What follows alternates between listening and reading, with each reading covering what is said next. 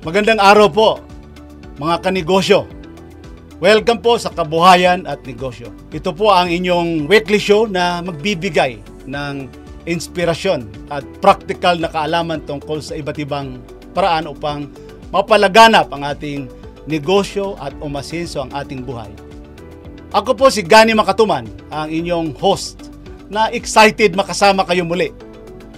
Sa episode natin ngayon, makakasama natin ang isang kahanga-hangang guest na magbibigay diin sa halaga ng entrepreneurship at serbisyo sa komunidad.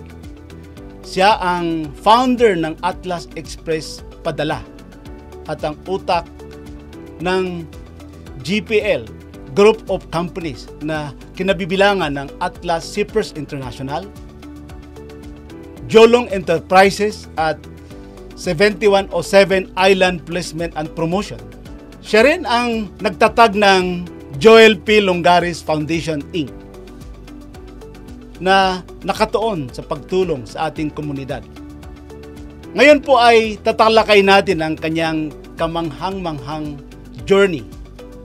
Ang mga hamon sa kanyang hinaharap at mga strategy na ginamit niyang upang magtagumpay sa iba't ibang sektor. Kaya simulan na natin.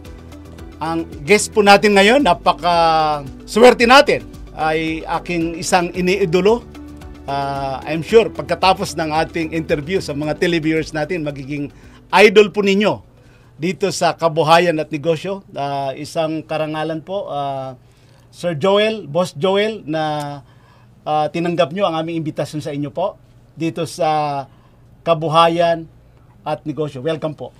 Well, una sa lahat, maraming salamat Yusik, no? And isang magandang araw sa ating mga tagapagpanood sa buong mundo at kasama na yung mga kababayan natin dito sa buong bansa ng Pilipinas. At magandang hapon nga pala ngayon. Oh, magandang hapon. Mag-alas 2 na pala ng hapon, ano? Opo. Salamat sa iyong paanyaya at hopefully we can give or makapagbigay tayo ng napakagandang inspirasyon sa ating mga kababayan. Salamat, Yusik. Opo, maraming salamat po. At sisimulan po natin kung paano nagsimula ang journey ng ating iniidolo, Sir Joel. Ano po ba yung naging buhay nyo? Sino po ba si Joel Longares? Well, Yusik, nagsimula tayo sa isang bayan ng Mambusa sa probinsya ng Capiz. Tayo pinanganak 60s, during the 60s, no? Isang masabi nating hindi naman siguro mahirap na mahirap. But then again, kung titingnan natin yung buhay probinsya, buhay magsasaka, di kalabaw, pagpapasto ng kalabaw, pag-araro. But then again, yung tinatawag na siguro nga, about isa sa atin na may swerte na tinatawag. At the same time, yung pangarap ba?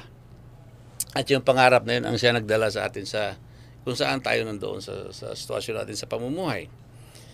Hindi ko masasabi ko siguro na ang pag-aasenso, Yusik, hindi yan sa masasabi natin pumunta ka sa pinakamatinding universidad. But siguro masasabi ko yung nai-install na kasi yan sa ating balat, sa ating dugo, sa ating pamumuhay as a human being na may dala-dala kang positibo palaging pag-attitude. Para sa akin kasi ang swerte na tinatawag ay yung pinaka-positive na attitude na kumbaga walang hindi kakayanin pagka ginusto natin. Kasi dumating ako rito sa kamay nilaan back I was 16 at galing sa isang probinsya ng Panay. Capiz po. Opo. Na ang baon ay ang pangarap. At ang pangarap niyan ay gustong kumita ng pera, magtatrabaho. Ang tanong ng nanay ko nung araw, ano magagawin mo sa Manila? Hindi magtatrabaho. Anong trabaho? Kahit na ano lang yan. Basta ang mahalaga, magkapera. Yun nung araw. Opo. But then again, during the journey, ang unang naging trabaho ko, nagbantay ng palaisdaan dyan sa Laguna, Cardona. Dyan sa Cardona, Rizal. So ano po yung trabaho nyo doon? Nagsisisid ka ng palaisdaan, yung mga lambat na yan nung araw. Wow, so talagang very humble beginning, Sir Joel. Hindi naman natin masasabi na yun isang hanap buhay ng mahirap. Basta ang alam ko at ang gusto ko ay magkaroon ng hanap buhay. It doesn't matter kung anong klaseng hanap buhay siya. Basta ang mahalaga ay yung maayos na makakain ka. And after sometimes, dahil nga inabot ako ng bagyong didang nung araw, way back 1976, nabalik ako sa Pangulo, na which yung mga kamag-anakan ko ay siyang nag-handle ng electrical, electronic, taong engine department ng barko nung araw. Diyan sa fishing boat, dito sa Lambutas. And it so happen na kumbaga, pamula sa probinsya ay mahilig ka na talaga magbutingting ng mga makina, radyo.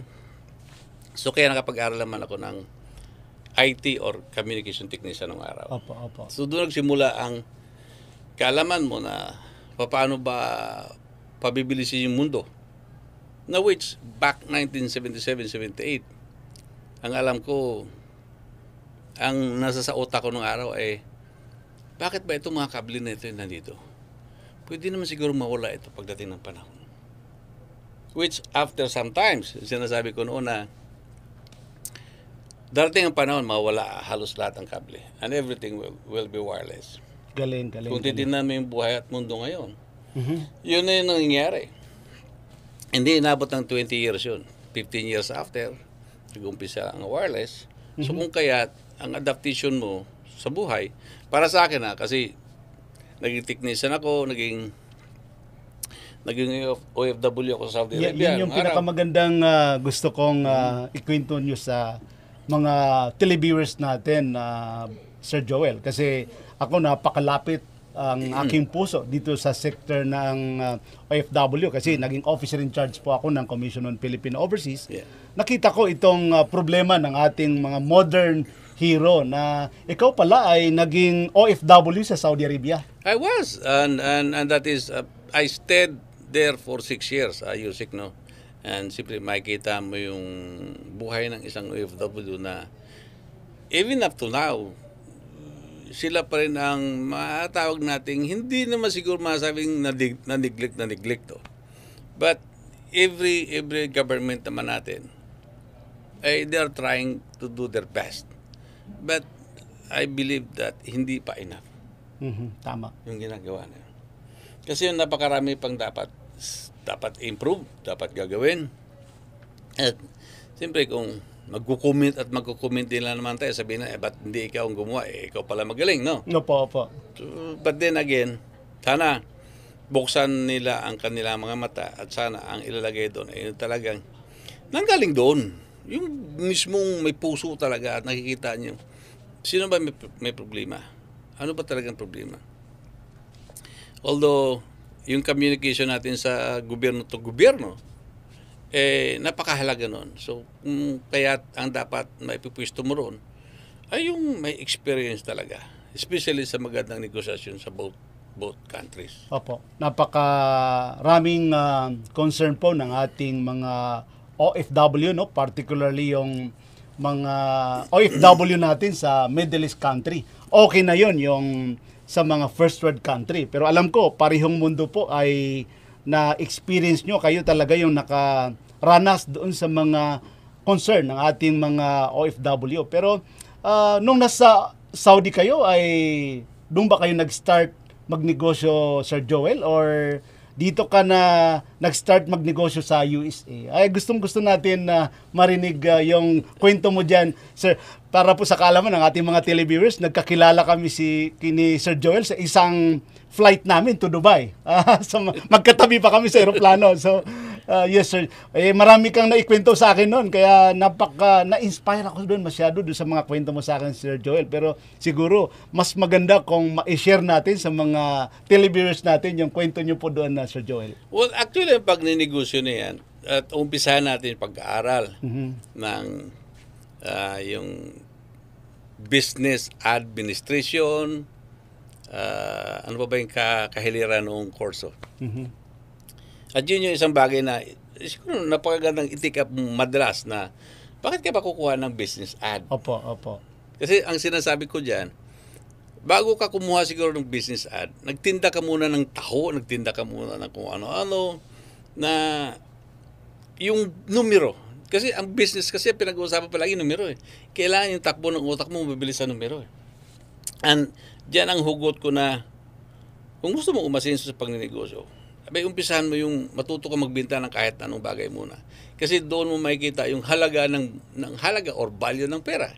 Value ng time, value ng pera. Ibig sabihin noon, pag kumita ka ng konti, huwag mong itatapon kasi kahirap magbenta ah. So doon ka muna sa mahirap magbenta bago mo igastos yung perang yon. Opo. Na madali sabi, bago ako pumunta sa Saudi, marunong na ako kahit paano magninegosyo. Yung simula ka rin sa pagtitinda ng ice candy. Opo. Pagtitinda ng bilao Parang, ng langka. Younger age, parang naging farmer ka pa yata, Sir Joel. Oo. 10 taon nata ako, alam ko, nagtitinda na ako ng langka eh. Yung sa bilao nila, papatong tapos ice candy, something like that. And nandun na sa dugo mo palagi yung kahit na anong bagay, pwede mong ibenta. Opo. Basta't marunong ka lang mag-impress sa tao. Maging humble ka palagi. At hindi masama Yusik yung makiusap pa. Opo. Basta magbigay ka in return back. Hindi po pwedeng ikaw lang manghingi. Dapat magbigay ka rin. Yun yung palagi sinasabi ko, fair and square. Fair and square. Bigyan kita, bigyan mo ako. Parang sa ganun dito ay maghirap ng dalawa. Kasi kung bibigay lang tayo na magbibigay, anong mangyari doon sa masisipag? Opo. Yung tamad, gagawin mong tamad. Masipag, maging masipag lang. Eh, sinong kawawa? Maraming naging tamad. Pag maraming naging tamad, siyempre siyang hihila sa mga masisipag. Sa pagsawa, masisipag na yan. Sige nga, pare-paras na tayo maging tamad na lang. So, magugutuman tayo. Opo. But, baka sa kwento ng Saudi Arabia, nagtatrabaho ako nun sa Saudi Gazette as scanner operator, color separation. Yeah, color separation. Okay. Imagine mo, from technician, napunta ka ulit sa color separation. Malay mo dyan. But then again, yung isang tao sigurong mabilis ang takbo ng utak, mabilis umintindi, at mayroong lakas ng loob. Kasama kasi yung lakas ng loob dyan. Yun ang pinakapuhunan mo. Oh, yeah. Oo. At palaging yung pananalita natin palagi mga kababayan, kaya ko yan. Walang hindi kinaya. Kakayanin, kailan kayanin mo eh. Kasi ang kausap mo kasi ikaw eh. Hindi naman ibang tao eh. You should talk to yourself na, no, I will do that. Ang tawag sa'yo sometimes si Raulo. Pero yun ang pinaka-the best. Kasi ang tawag ko dyan palagi, inventor ka eh. Huwag lang yung, pwede ka naman gumaya, pero pwede mo sabihin na, gagawa ako ng mas maganda pa rito. Huwag ka makontento, Yusik. Ang palagi sinasabi ko na, yun ang sinishare ko sa mga kapwa ko Pilipino na, kaya ho natin yan. At alam ko naman ang Pilipino ay, kunting pihit lang, magiging masipag na. And doon sa Saudi Yusik, ang dami kong negosyo. Nagtatrabaho ako sa Saudi Gazette, pero ang dami kong negosyong extra. So may mga negosyo ka na maliliit. Ang dami. So dito nyo rin natutunan yung logistic. Matanong ko lang kasi Sir Joel, kasi alam naman natin yung pagkakaiba ng sweldo ng ating mga OFW pagka sa Middle East ka at nandun ka sa first world country. Ito ba ay major consideration mo kaya lumipat ka sa US para doon ka lumipat magnegosyo? Hindi, Yusik eh. Ang kwento dyan sa pagpunta ko sa Amerika, mayroon akong kasama nung araw sa trabaho. At ang sinasabi niya, Yusik, sabi niya ganito, Totoy, siya tawag na sa akin, Totoy, alam mo yung attitude mong yan? Pag ikaw pumunta sa Amerika, makukonquer mo yung Amerika eh. Talaga? Sa attitude, kasi nakikita ka nilang, parang ang attitude mo, freewheeling, na kumbaga wala kang kalaban, kundi lahat ay mahal mo, lahat ay pwede, lahat ay, parang walang masamang tinapay sa mundong ito. Opo. Napaka-aggressive nyo po eh. Hindi kasi lahat naman ng tao mayroong katuwiran eh. Opo. Diba? So kung mayroon tayong katuwiran, hindi katuwiran natin ang i-insist natin. Ganun lang, i-insist natin katuwiran natin. Now, ituloy natin doon sa logistic na sinasabi mo. Opo. Paano ba ako napunta ng Amerika? So ito po yung pinakaunang negosyo nyo sa US, itong logistic? Yes. Okay po. Yan kumbaga, parang kwentuhang barbero lang. Ano ba plano mo pupunta ka sa Amerika, Totoy? Basta sinabi ko nung araw na pupunta ako sa Amerika, na hindi ako mangangamuhan. Wala yung mangungumuhan, kundi pupunta ka sa Amerika ng magninegosyo ka. Nagsimula ako sa logistic nung araw, Yusik. Ang puhunan ko, $2,000 lang. Wow. Wala akong kamag-anak sa Amerika. I just so happen na may mga kaibigan ako, nakasama ko sa Caloocan nung araw. At ang mayroon ako ay yung lakas ng loob. At yung pangarap ko, siyempre magsisimula ka sa ground. Nagtitiwala ka sa sarili mo. Ay, wala. Yung kasi sinasabi ko palagi na walang hindi kakayanin ng tao, Yusik, pagka ginusto. Pagka ginusto mo, walang hindi kakayanin. Katulad mo. Ang dami mo nang inikot. Ikaw nga, sabi ko to si Yusik, ang daming naikot dito. Ina-idol lang kita. Pero sa dami ng pinuntahan, wala pa atang tatalo sa iyo, Sir Joel. Sa halos nalibot mo na ang mundo at saka lahat yata ng parting country, may opisina ka eh. Ano lang yan, kumbaga, hindi mo man actually, Yusik, hindi ko rin nakalain eh. Kumbaga, dumating yung pagkakataon na yung mga yan ay para bang sumusunod ka na lang sa takbo ng panahon. Na pag sinabing, meron doon, sige, puntahan natin. Meron doon, sige, puntahan natin. Alam mo, meron doon, basta puntahan natin. So pagdating mo ron, siyempre, nadali ka naman mag-analisa ng paano ba ang umpisahan. Basta umpisahan natin. Ang mahalaga maumpisahan. Kasi kapag hindi mo na umpisahan yan, hanggang pangarap ka na lang. So, ang pangarap ay libre ho yan. Huwag nating sayangin kasi libre. Pero, para makita natin yung resulta, mihura niya, then we need to start. Ang pag-umpisa mo kumbaga hindi mo kailangang yumaman agad. Opo. Napakaganda ng kwento niyo po, Sir Joel. At alam niyo po, sa mga kilala natin na mga negosyante or yung mga aspiring na gusto magnegosyo ay pinakamalaking challenge sa kanila. Saan ba kukuha ng kapital? Kaya napakaganda yung sinabi mo kanina lang na sabi mo, pumunta ka sa US, ang puhunan mo ay 2,000. Ngayon, yung business empire mo ay talagang global. So, paano po ninyo napalago itong 2,000 na puhunan nyo at ano yung mga iba-ibang negosyo po na pinasok nyo? Yan, Yusik, kumbaga, kung dumating man tayo sa posisyon natin ngayon sa mundong ito, yan ay pinuhunanan mo ng time na hindi ka nagbibilang, time na kung ano mangyari bukas, gawin mo natin yung ngayong araw. Kasi kung isipin mo palagi yung bukas, masyado kang malilito. Opo. Pero kung ngayon ang gagawin mo, kung ano matatapos mo ngayong araw, at napagod ka, matulog ka, pagising mo, panibagong araw yon. So, darating ang panahon, darating ang time, na hindi mo na mamalaya na, paano nga ba lumaki?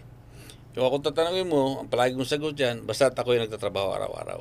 At ako yung nagtatrabaho ng 7 days a week, mga kababayan. 7 days a week, at least 18 hours a day. Wow.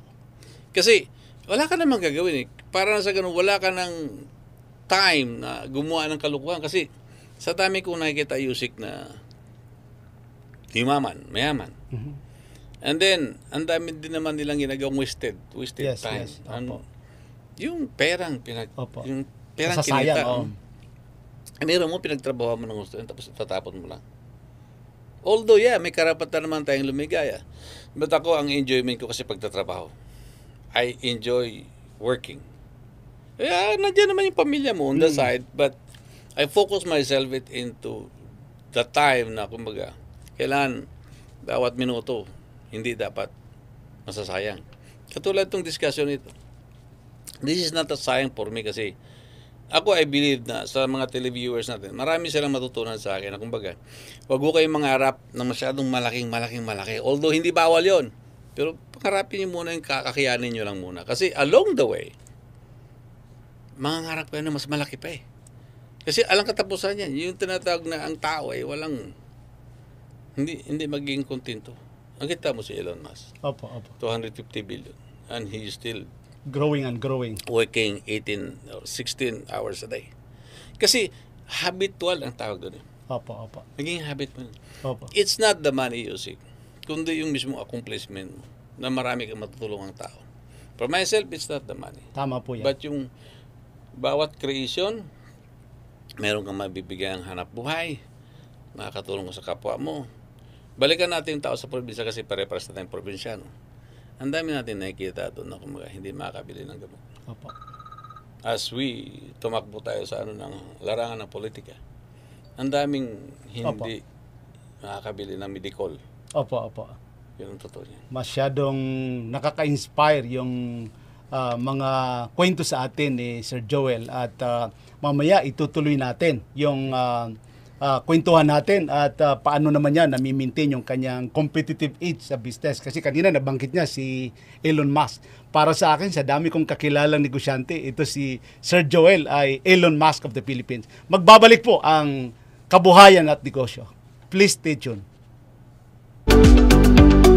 Nandito pa rin po kami ni Sir Joel at talagang nakaka-inspire ang mga karanasan na sinishare sa atin ni Sir Joel. At ngayon ay tatanungin natin kung paano niya napanatili yung kanyang competitive edge sa iba't ibang sektor katulad ng logistic, yung money remittance. Alam nyo, ako sa experience ko sa Commission on Filipino Overseas as officer in charge, napakalaki yung foreign remittance natin dito sa Pilipinas, Sir Joel.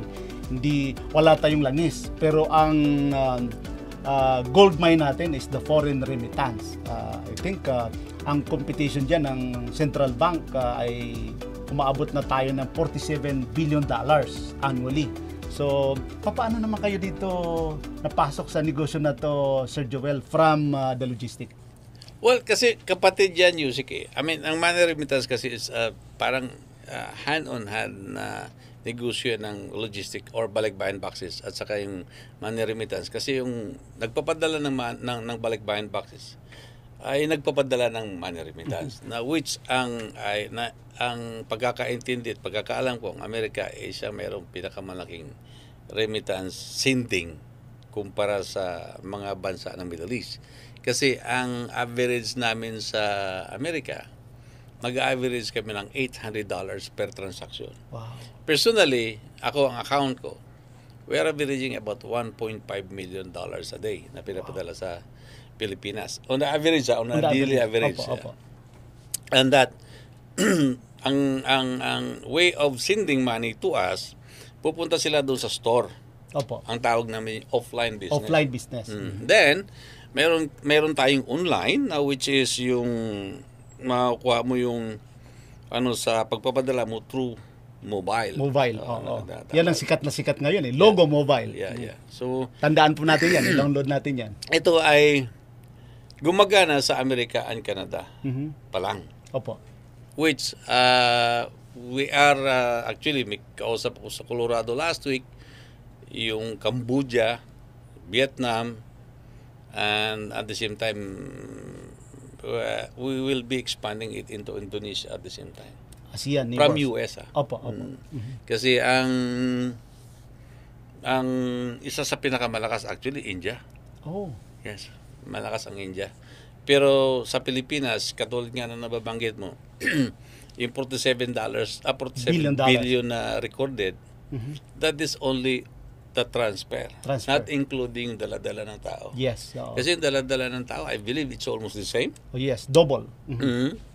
Na kunyari, pag umuwi ako, may dala akong pera. Opo. So, yung dadalhin ko let's say dadala ka ng $5,000. Pag dinala mo $5,000 na yun dito, ang makikinabang yun, Pilipinas na eh.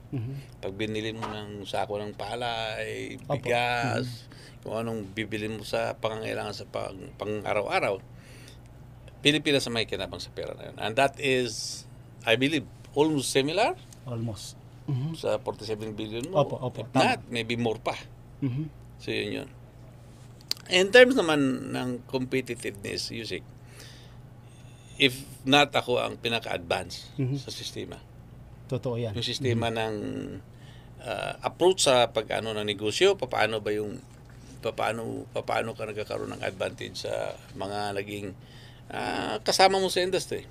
Technology, Yusik, ang always been the part of my ideas na yung dating 8 oras, paano ko nagawang 1 hour. At yung dating 1 hour, paano mo nagawang 1 minute or 20 seconds. So, ang magiging tools mo lang dyan, Yusik, simply, as you know, technology lang talaga. Yan ang pinaka... So, yung concept ko ngayon, kung ikaw ay magda-drop off ng kargamento mo sa mga offices, instead of magdadaldal ka, lahat is ilagay mo sa cellphone mo, then pagdating mo itong QR code na lang.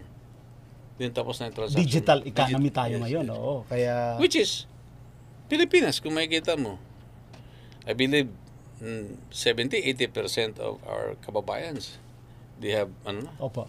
they have contacts na. They can Opo. see the whole entire universe. Because yung technology mo sa wifi mo, internet mo is all over na eh. Opo. Even yung mga tao doon sa probinsya, doon sa barangay, sa remote barangay. Eh lalo na ngayon, mayroon ng Starlink si Elon Musk sa itaas. Orbit. Yung kanyang Starlink ni Elon Musk. So kung yan ay gagamitin ng gobyerno, may suggestion nga dyan, Yusik, is yung mga mayor at barangay officials, gumawa lang sila ng Starlink na naghahalagang 3,000 pesos na monthly. Eh pwede na silang makatulong sa kanilang mga kababayan doon sa remote barangay, ha? Opo, opo. Kasi ang Starlink mo sa taas eh. Sa taas. So hindi mo kailangan yung antenna eh. Mas mababa ang rito, magiging presyo compare sa Globe at saka Smart. Yeah. Opo. Not only that, kasi ang Globe at saka Smart, wala silang antenna doon, wala silang repeater doon sa area. Whereas ang Starlink, kahit doon sa tuktok, doon sa kabundukan, doon sa Mindanao, or doon sa Visayas, magkakaroon ng signal yan eh. Hindi mo kailangan yung kuryente, ha. You can have solar na rin. Totoo So, yan. lahat yan ay magkakasama. Interconnected. Opo, opo.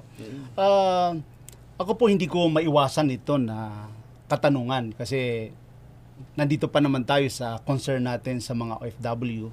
Nabalitaan ko po kasi nung ako pa yung officer in charge sa Commission on Philippine Overseas, yung malaking naging problema po ng ating mga overseas workers, no, yung mga abandon na mga kargamento. Alam ko po kayo ang nakatulong dito sa gobyerno, particularly ang Bureau of Customs. Paano po nyo ginawa ito, Sir Joel?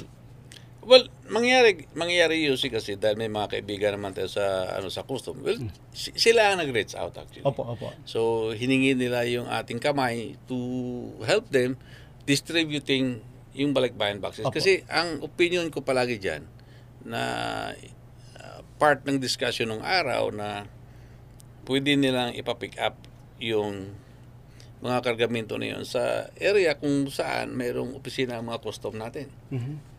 At ang sabi ko sa kanila, nakalimutan ba ninyo na kumbaga ang nagpapadala ng balikbayan boxes, lalo na ang Middle East, which 99.99% ng mga na-abandon na balikbayan boxes ay galing Kuwait, galing Qatar, galing Dubai, galing Saudi Arabia. Lahat yung UC kasi ang natulungan ko dyan, meron ng siguro mga 80 container. Wow. Yeah, nabalitaan po namin yan. And considering ito yung, pardon my language, ito yung 70% dito, mga domestic helper Yes. lang. So, Hindi, talagang, I believe music siguro kailangan nating mabuksan ito sa mata at tinga ng ating mga tao sa gobyerno na ang totoong OFW natin, sila yung pinakamarami yan. 75% yan music. Opo, opo. 75% yan ay kasambahay. Opo. Kasambahay. Not there is no insulting doon sa words na 75% ng ating OFW. Kung let's say meron kang 10 million, 7 million kasambahay. Mga DH. Opo. Yes. Oo. And then, imagine mo, hindi mo pa matideliver ang boxes niyan. Magkano sweldo mo yan? $400. Lagi yan, sabihin natin, naiangat ninyo, no time Opo. ninyo. Naiangat ninyo, no panahon ninyo, Opo, dito naiangat ng Opo. $400 ang sweldo niyan. Opo. Dati used to Opo. be 15,000 pesos. Below, yes. Yes. Opo. So, tapos, ipakukuha mo pa sa pier? Alam naman pamasahe mga yan. Imagine nyo, kung mga tao sa gobyerno ay kumikita ng hundreds of thousand, ito kumikita ng 20,000 pesos, maiiwan do yung 5,000, papadala yung 15,000. Saan ko yung dadamputin sa 15,000 kung meron kong 2 o 3 estudyante? Although, ang per capita namin sa Capiz, kami Opo, opo. ang GDP namin doon, ang aming per capita doon is about 2,000 pesos Wow. per month. Monthly. Wow. So, anong mabibili nila sa 2,000 pesos? Yes. But imagine mo, nabubuhay sila. Nabubuhay ang mga tao to. Question doon, why? How? So, ganun ka-resilient. Ganun ka-ano ang Pilipino. Kasi napakarami namang gulay. Maraming tuyo eh. Opo, opo. Di ba? Opo. Hindi, magtuyo ka muna. Magtiis ka lang. Yun ang cycle ng buhay natin. Opo. Hanggang sa may itutuloy mo at makakatsamba ka one day. Dahil sa pangarap. Opo. Napakaganda yung mga tips ng ating guest po, ang iniidolo ng lahat, si Sir Joel. At magbabalik po ang kabuhayan at negosyo. Please stay tuned. Nandito pa rin po kami ni Sir Joel dito sa kabuhayan at negosyo. At habang tumatagal ang ating usapan ay marami tayong natututunan kay Sir Joel. At alam mo, Sir Joel, sa negosyo, siyempre marami tayong challenges. And I'm sure ikaw rin, hindi naman lahat yan ay harvest time. So, paano nyo po nakukup up yung mga challenges like sa negosyo po, no? Lalo na po itong logistic ay minsan yung mga customer complaint ika nga na may mga problema dyan. So, paano nyo po ito hinahandle, Sir Joel? Well, I believe Yusik naman, again, ala namang perfect, no? Opo, opo. So, talagang mayroong mga issues na hindi mo naman maiiwasan kasi nga, we're dealing with human being. Opo. So, yun yung mga issues sometimes. But, for myself at saka sa organization ko, napaka-minimal niyan. Sa kadahilanan na kumbaga, kontrolado mo from the start to the end. Ang ibig sabihin na kumbaga kami na may make up, kami din ang nagde-deliver. So, kami lahat yon. Yung kaya madali mo makontrol, makontent, if in case na meron kang issue. Kasi isang tawag lang, you do not need to deal with any third-party company. Kundi ikaw na mismo, tao mo. Na kumbaga, sige, patakbo nyo na yan, deliver nyo na yan, para wala ng issues, wala ng reklamo. Yung tao kasi, again, we cannot really give 1,000 or 100% fulfillment to every client that we have. But, just so happen na kumbaga, ang aming complaint, siguro 1% out of 100%. So, yung 1% na yun, again, hindi mo rin masasabi na ang lahat ng complaint ay totoo. Opo, opo. Kasi, again, ang Balikbayan box, hindi nakikita nung nagpadala yung kanyang boxes nung i-deliver na. Meaning, iba yung tumanggap, although kamag-anak niya yun. Mm-hmm. Pero ang sasabihin ng kamag-anak niya is totally different doon sa pananaw nung nagpadala. Kung ikaw nagpadala, siyang tumanggap, magkaiba eh. Iba ang kwento niya, iba ang pagkakaintindi mo sometimes. Kasi yung kwento niya may kulang at may sobra. Mm-hmm. So sometimes doon nagmumula ang issues niya. And for us, para wala nang gulo, sige na, compensate mo na lang. Ganun kasimple. Yung compensation kasi, masisettle mo yung issues na parang tinanggal mo lang yung panibugot, init ng kanyang dibdib na nagagalit siya na sa totoo lang, hindi niya man nakita 100% eh. Mm-hmm. But then, naniwala siya roon sa kanyang pinadalhan. So that, may argumento kayo, ang palagi kong advice, bigyan mo na lang ng discount yan sa susunod na padala niya. Tapos na. Hindi naman kasi lahat ng customer mo ganun. Opo. And again, that's only 1%. Opo. So it's okay. So it's easy for us to deal with that. Kasi nga, alam mo yung issues eh. Mm-hmm. Sa tagal ba naman, 31 years na ako Yusik sa industry. So halos kabisado mo na yung karakter ng Pilipino sa Amerika, Pilipino sa Canada. Now, ngayon, meron tayong Dubai, na which iba ang karakter. Yusik, magkakaiba ang karakter niya. Iba ang karakter ng Amerikano, ibang karakter ng Middle Eastern. ng Canada, iba ang karakter ng Middle Eastern. Although, they're all Filipinos. Opo, opo. So magkakaiba ang kanilang pananaw. Okay. Kasi ibang design, ibang kultura ng Amerikano, ibang kultura ng Canadian. Opo. Hindi magkaparehas yan, although magkatabi lang yan. Mm-hmm. Pero, depende sa administrasyon ng bawat isa. Mm-hmm. So, alam nyo po, of course, marami tayong mga kababayan na nag-aspire din na maging negosyante, entrepreneur. Baka po mayroon kayong advice sa kanila na kasi napakahalaga yung katulad ninyo na tried and tested yung naging formula nyo sa negosyo, Sir Joel. So, baka po may inspiring words kayo sa mga kababayan natin. Well, to those mga kababayan ko, total naman, ito na may libre. Pero kung ikaw ay meron talagang tinatawag na panibugho, yung aggressiveness mo, na ang talagang nasa balat mo ay gusto mo maging negosyante, subukan mo ninyo. Walang masama dyan. Just keep on trying. Kasi ang puhunan mo dyan ay yung katawan, time, at kailan mabilis tumakbong utak ninyo sa numero. Yung 1 plus 1, hindi ito yan. Sometimes 11 yan, sinasabi nila. So, isang bagay na, kumbaga, hindi nyo kailangan ng malaking puhunan. Hindi talaga. Ang lahat ng yumaman dito sa Pilipinas, nagsimula halos yan sa walang pera. So, ang kanilang puhunan ay lakas ng loob at saka yung determinasyon na, kumbaga, ayaw mo matulog ka muna dyan sa kanto kasi nangyari sa buhay ko nung araw. Opo. Natulog sa kanto. Pagod ka na tulog ka na sa kanto. Paggising mo, buhay ka pa naman eh.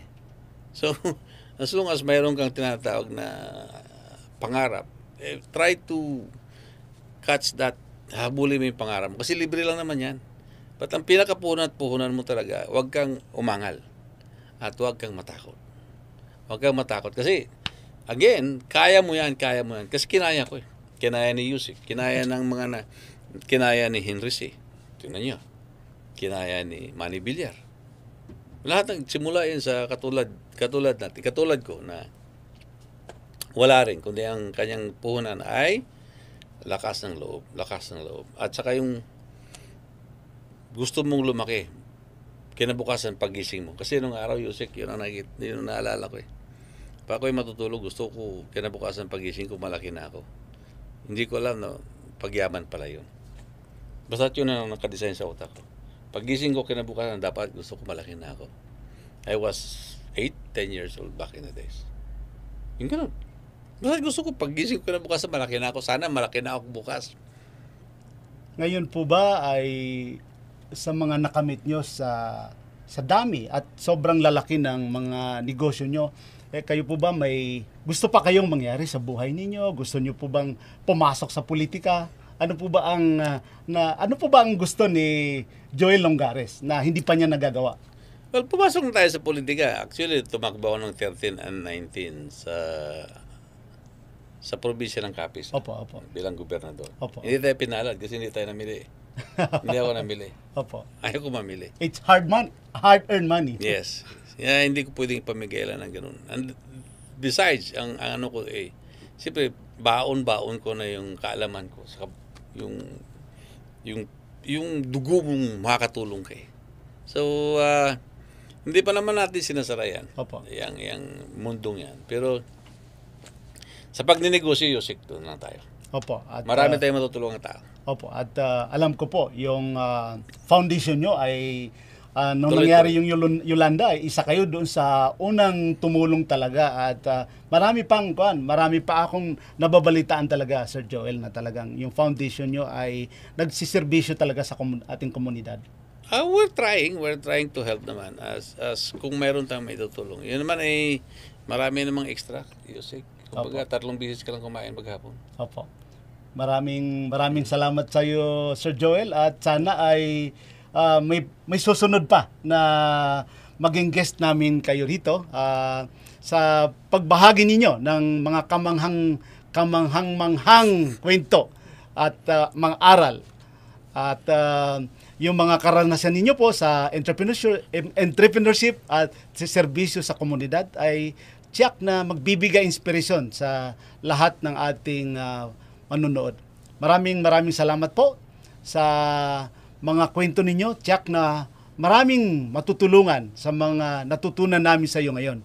Bago po tayo magtapos, nais kong ibahagi ang isang magandang quote mula kay John Quincy Adams.